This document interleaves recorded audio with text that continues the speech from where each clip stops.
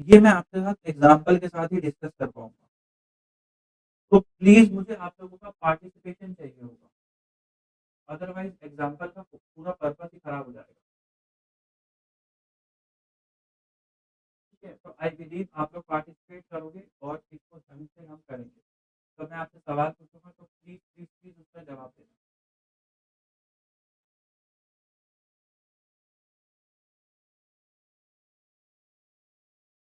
Book value,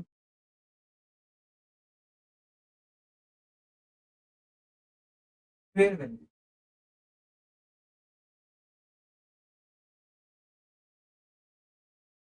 asset given up और asset receive. Asset given up की book value कितनी है जो मैंने दी है एसेट, वो मेरी किताबों में 1 लाख रुपए की आ रही है। अगर आज उसकी मार्केट में वैल्यू देखोगे तो 1.5 लाख रुपए।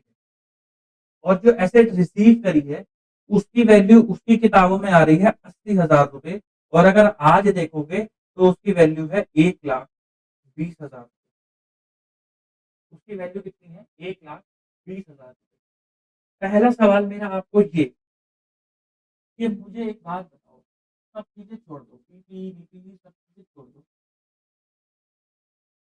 अगर मैं ये एसेट, आप सोचो आप खुद कर रहे हो ये ट्रांजेक्शन, अगर मैं आपके साथ ये ट्रांजेक्शन करता हूँ और आप एसेट गिवन अप कर रहे हो और बदले में ये एसेट रिसीव कर रहे हो, तो आपको मोटे मोटे तौर पे एक लॉस हो रहा है 30,000 रुपीज का। एम आई राइट? आपको 30,000 रुपए का एक लॉस हो रहा है। क्या मैं सही कह रहा हूँ? अगर आप ये ट्रांजेक्शन करते हो तो मोटे मोटे तौर पे आपको 30,000 रुपए का एक लॉस हो रहा है।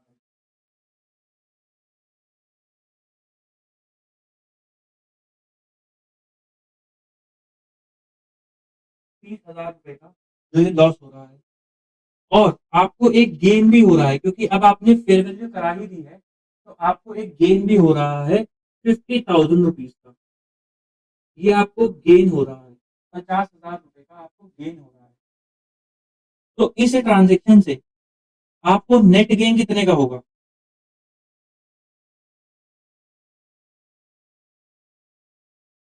50,000 माइनस 30,000 इज इक्वल टू 20,000। 30,000 रुपए का आपको नेट गेन होगा अगर आप ये ट्रांजेक्शन में एंटर कर रहे हो तो।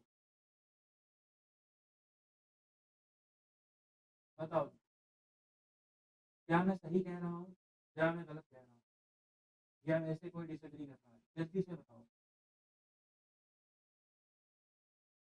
भाई आपने कोई चीज ₹1,00,000 की खरीदी थी, मैं कह रहा हूँ आपने डेप्रिसिएशन नहीं लगाया, ये लैंड है, दोनों की केसों में ये लैंड है, आपने डेप्रिसिएशन नहीं लगाया। आपने ₹1,00,000 का लैंड खरीदा था।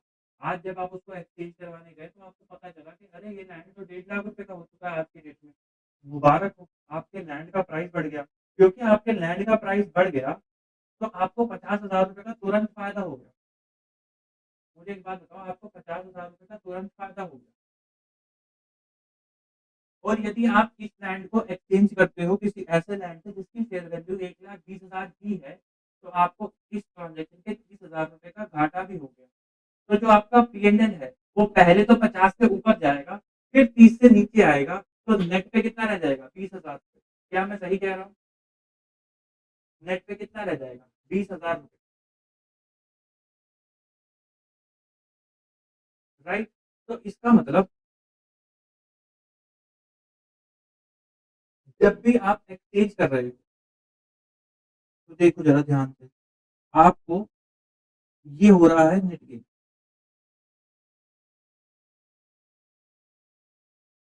ये हो रहा है, यही बात स्टैंडर्ड ने भी कही। उसने वर्ड यूज करा कमर्शियल सब्सटेंस का। मैं अभी कमर्शियल सब्सटेंस का आपको एक सिंपल सा मतलब बता रहा हूँ, कंप्लीट मीनिंग अभी बताऊंगा। एक सिंपल सा मतलब ये है कि ट्रांजैक्शन जानबूझकर नहीं करी गई। ट्रांजैक्शन बिजनेस की या उस एक रैशनल माइंड की उपज थी ट्रांजैक्शन, उस पर्पज से ट्रांजैक्शन करी गई है। कोई आर्टिफिशियल ट्रांजैक्शन बना करके नहीं करी गई है।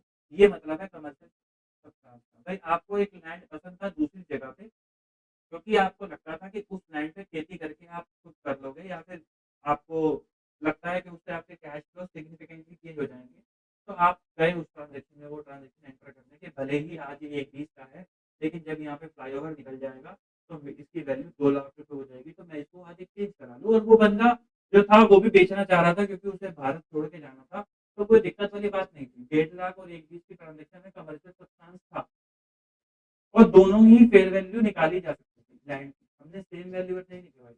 तो आपको नेट गेन जो होता था वो 20,000 का होता था। तो मुझे ज़रा बताओ जब आप ये ट्रांज़ैक्शन करके आओगे, मेरी बात ध्यान से सुनो, आपको हमेशा अकाउंटिंग जो मिलेगी इसके इर्द-गिर्द मिलेगी कि आपको ट्रू एंड फेयर व्यू दिखाना है। एक ट्रांज़ैक्शन को अपनी बैलेंस शीट में ऐसे दिखाना है कि वो बैलेंस शीट एक्चुअली में वो ट्रांज़ैक्शन घटित किस उद्देश्य से हुई है, वो ही दिखाए। एक्चुअली में वो ट्रांज़ैक्शन किस उद्देश्य से घटित हुई है, वो वही दिखाए। आपको वैसी अकाउंटिंग करनी होती है as per accounting standard, as per end S, as per IFRS. तो अभी जो आपका उद्देश्य था, आपका उद्देश्य सिंपल सा था कि आपको दूसरे के लैंड में इंटरेस्ट आ रहा था क्योंकि आप इंटरेस्ट मतलब ब्याज नहीं दूसरा वर्ड क्या होगा इंटरेस्ट के लिए? रुचि हो रही थी आपको उसके उसके लैंड में क्योंकि आपको ऐसा लगता था कि साहब जब यहाँ से फ्लाईओवर निकलेगा तो इसकी प्राइसिंग बढ़ जाएगी, तो क्यों ना मैं अपना लैंड इसे देके अपना ये वाला लैंड एक्वायर कर लेता हूँ और उसको भी किसी वजह से आपका लैंड चाहिए होगा। तो क्योंकि कमर्शियल सब्सटेंस था, तो वो कहते हैं कि आप क्या करोगे, न्यू एसेट को तो डेबिट करोगे, ये तो आपको पता है नई एसेट को डेबिट करते हैं। मुझे बताओ ओल्ड एसेट जो है, वो किस वैल्यू पे बुक से निकलेगी? ओल्ड एसेट बताओ किस वैल्यू से बुक से बाहर जाएगी, बुक वैल्यू या fair value? Old asset always book value से ही क्रेडिट होगी क्योंकि जो वैल्यू बुक्स में आ रही है उसी वैल्यू से तो क्रेडिट करोगे ऑलवेज। ओल्ड एसेट और फेयर वैल्यू से नहीं हो सकती है।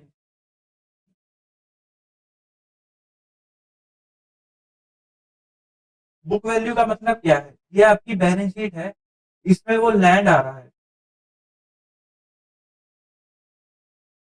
उसमें वो लैंड आ रहा है कितने का, 1 लाख रुपए का। मैं कह रहा हूं आपको इसको रिमूव करना है अपनी बैलेंस शीट से। तो किस वैल्यू पे रिमूव करोगे, 1 लाख पे ही तो करोगे। जब वो आ ही नहीं रहा 1.5 लाख पे, तो 1.5 लाख से कैसे रिमूव कर दो? क्या आपको मेरी बात समझ में आ रही है? भाई 1 लाख का ही आ रहा है तो 1 लाख से तो रिमूव करोगे।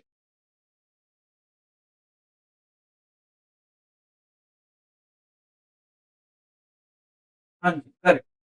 तो 1 लाख से आपने ओल्ड एसेट हटा दिया। फिर क्योंकि ट्रांजेक्शन में कोई गड़बड़ नहीं है, तो हम किस पे दिखा सकते हैं, हम दिखाएंगे 1,20,000 और आपका पीएनएल कितने से आ जाएगा, to profit and loss account, जो आपको अल्टीमेट गेन हुआ नेट में। 50 से पहले आपकी लैंड की वैल्यू बढ़ी और 30 से आपको घाटा हुआ, तो आपको नेट में कितना गेन हो गया, 20,000। वही यहाँ पे निकल करके आ गया। बताओ जी।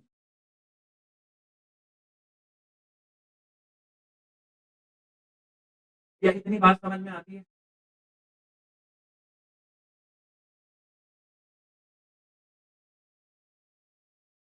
क्या इतनी बात समझ में आती है? ओके चलो।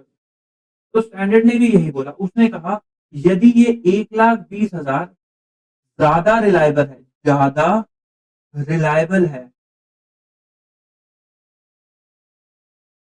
तो यूज 1,20,000।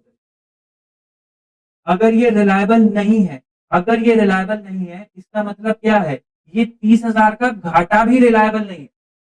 क्या मैं सही कह रहा हूँ? अगर 1,20,000 रिलायबल नहीं है, तो 30,000 का घाटा भी रिलायबल नहीं है। तो उस केस में आपको सिर्फ गेन हुआ है कितने का, 50,000 का, क्योंकि ये तो रिलायबल है। फिर तो उस केस में आपको गेन हुआ है कितने का, 50,000 का। तो अगर पहले चेक करो क्या कमर्शियल सब्सटेंस है या नहीं। मैंने अभी मान रखा है कमर्शियल सब्सटेंस है क्योंकि वो मेरे को आपको भी बताना है। अगर कमर्शियल सब्सटेंस है तो जो एसेट की वैल्यू रिसीव करी है क्या वो ज्यादा रिलायबल है? If yes then use this, because अगर ये ज्यादा रिलायबल है तो आपका नेट गेन 20 का है, अगर ये रिलायबल नहीं है तो ये 30,000 भी रिलायबल नहीं है, देन आपका गेन 50 का है। देन आप क्या एंट्री करोगे अगर वो रिलायबल नहीं है? If fair value of asset received is not reliable, तो आप एंट्री करोगे new asset account debit to old asset. मुझे बताओ ओल्ड एसेट अभी भी किताबों से किस वैल्यू पे जाएगा? अभी भी किताबों से किस वैल्यू पे जाएगा?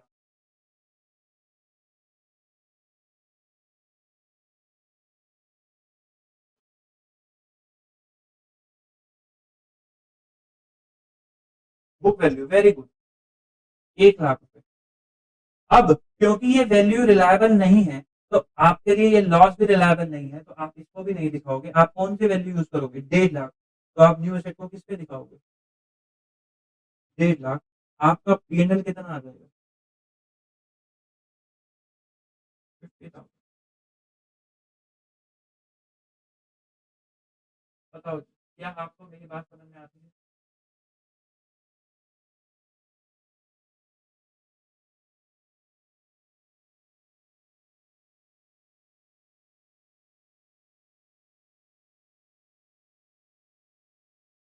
Very good.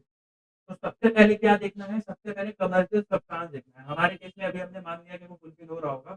कमर्शियल सब्सटेंस देखने के बाद हमें देखना है कि जो fair value of asset received है, क्या वो ज़्यादा रिलायबल है या फिर गिवन अप ज़्यादा रिलायबल है? जो उनसे ज़्यादा रिलायबल है वो फिर अपन यूज़ कर लेंगे। अगर fair value of asset received ज़्यादा रिलायबल है, देन नेट गेन आना चाहिए। अगर fair value of asset given up ज़्यादा रिलायबल है, तो फिर ग्रॉस गेन आना चाहिए जो हमारा फेयर वैल्यू का होगा है।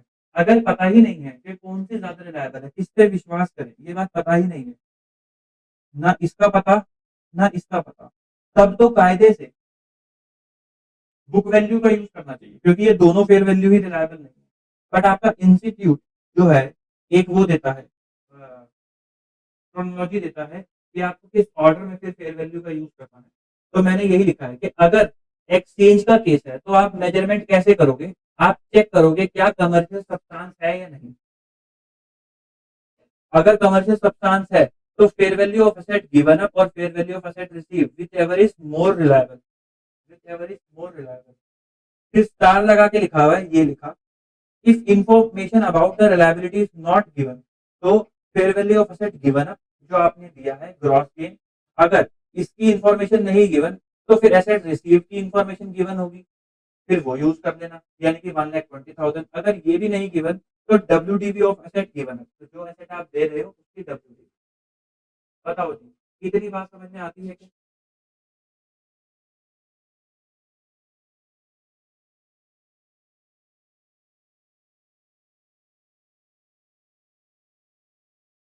तो ये हमने देखा था कि अगर कमर्शियल सब्सटेंस है, वेरी गुड, ये हमने देखा था अगर कमर्शियल सब्सटेंस है।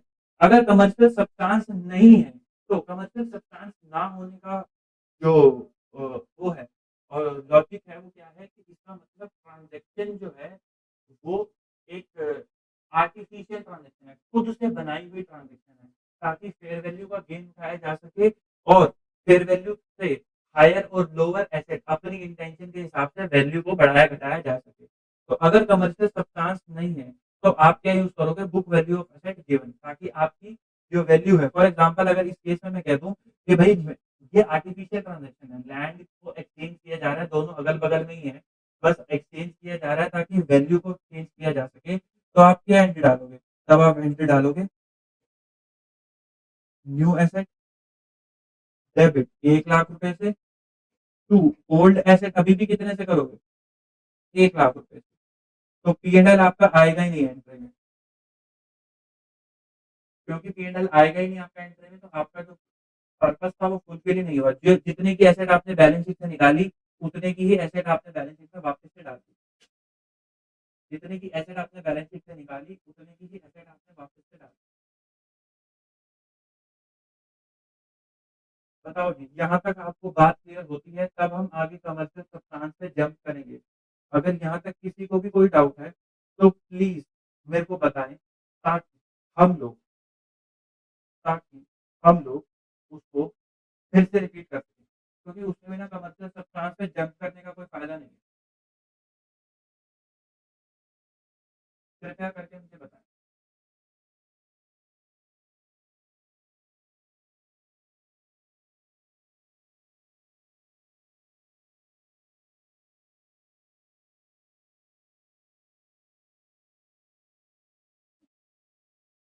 चलो जी, आई बिलीव आप क्लियर ओके। अब समझते हैं कमर्शियल सब्सटेंस क्या है? तो देखो, आप और मैं कुछ चीज़ें ऐसी खरीदते हैं जो हमारे एंटरटेनमेंट के पर्पज़ से होती हैं। जैसे फॉर एग्ज़ाम्पल हमने मोबाइल खरीदा, हमने और चीज़ें खरीदी जिसमें हम ये नहीं देखते कि हमें फ़ायदा-नुकसान इससे कितना होने वाला है या इससे मैं बेनिफिट कितना जनरेट करने वाला हूँ। बट कंपनी के केस में ऐसा नहीं होता। कंपनी कोई एंटरटेनमेंट थोड़ी ना करेगी, कंपनी तो हर एक ट्रांज़ैक्शन जो भी कर रही है, वो सिर्फ़ और सिर्फ़ बिज़नेस ऑब्जेक्टिव के साथ ही कर रही है। वही फॉर एग्ज़ाम्पल अगर मैं बताऊँ, मैं अभी आपको टैबलेट पे लिख के पढ़ा रहा हूँ, ठीक? जब मैंने ये टैबलेट खरीदा था, तब मेरा ऑब्जेक्टिव इससे एंटरटेनमेंट नहीं था। मेरा मन ये नहीं था कि हाँ, बड़ी स्क्रीन होगी तो आराम से नेटफ्लिक्स चलेगा, अमेज़न प्राइम चलेगा, आराम से वेब सीरीज़ देखेंगे, ये वो। मेरा ऑब्जेक्टिव क्या था? क्योंकि मेरे को आप लोगों को पढ़ाना था, तो मेरा ऑब्जेक्टिव था कि मैं टैबलेट से पढ़ाऊँगा, एक अच्छी क्वालिटी के साथ पढ़ाऊँगा, तो उससे मेरे कैश फ्लोज़ अफ़ेक्ट होंगे, उससे मेरे कैश फ्लोज़ अफ़ेक्ट होंगे। भाई अगर आज मैं ये टैबलेट हटा दूँ और मैं अपने लैपटॉप की स्क्रीन शेयर करके पीपीटी पे पढ़ाना शुरू कर दूँ, तो आपसे आधे से ज़्यादा लोगों को समझ ही नहीं आएगा। या मैं स्प्रेडशीट या मैं वर्ड डॉक्यूमेंट पे टाइप करना शुरू कर दूँ, तो आधे से ज़्यादा लोगों को समझ नहीं आएगा।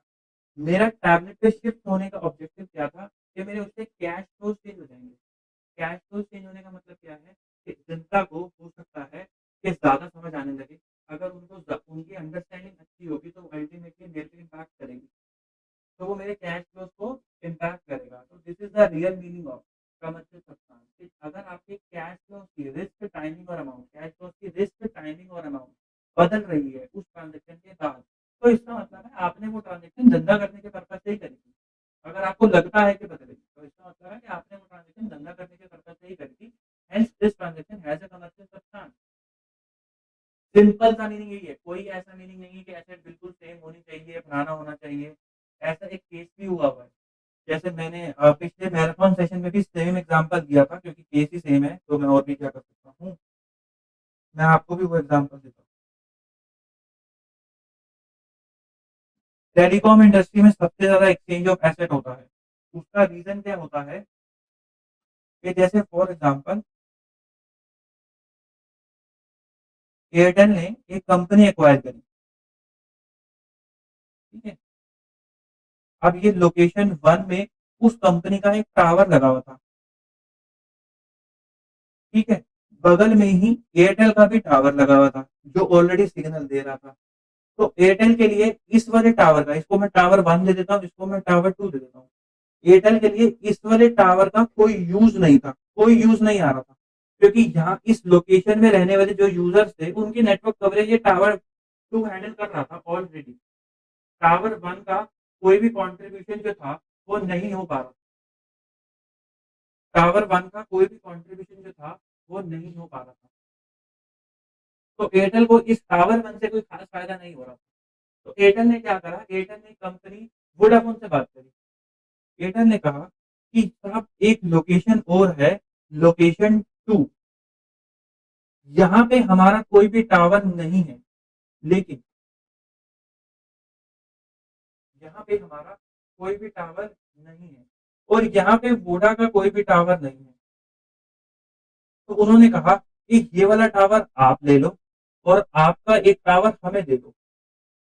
दोनों ही सेम है, कंपनी का, इसका ब्रांड, भई अगर आपको कलर से मतलब है वो, इसकी रेंज, इसकी बैंडविड्थ, सब चीज़ें सेम है, ऑल आर सेम, बस लोकेशन का फ़र्क है। एयरटेल को लगता है कि जब वो ये वाला टावर, इसको T3 बोल देते हैं, जब वो T3 को एक्सचेंज कर देगा वोडाफोन से, जब वो T3 को एक्सचेंज कर देगा, T1 को दे देगा और T3 को ले लेगा, तो उसके कैश फ्लोज़ में चेंज आ जाएगा। क्यों? क्योंकि लोकेशन नंबर 2 के जो यूज़र्स हैं, वो उसको भी कैप्चर कर सकता है। क्योंकि लोकेशन 2 के यूज़र्स को भी वो कैप्चर कर सकता है। ये सब कुछ सेम है। और सब अगर आप मिरर मिरर इमेज है, टावर 1 टावर 3 की मिरर इमेज है, बस लोकेशन का फर्क। तो एयरटेल इस ट्रांजेक्शन में एंटर कर जाता है वोडा के साथ और टावर एक्सचेंज हो जाते हैं, क्योंकि टावर ऐसी चीज नहीं है ना कि कंधे पे डाला और ले गए।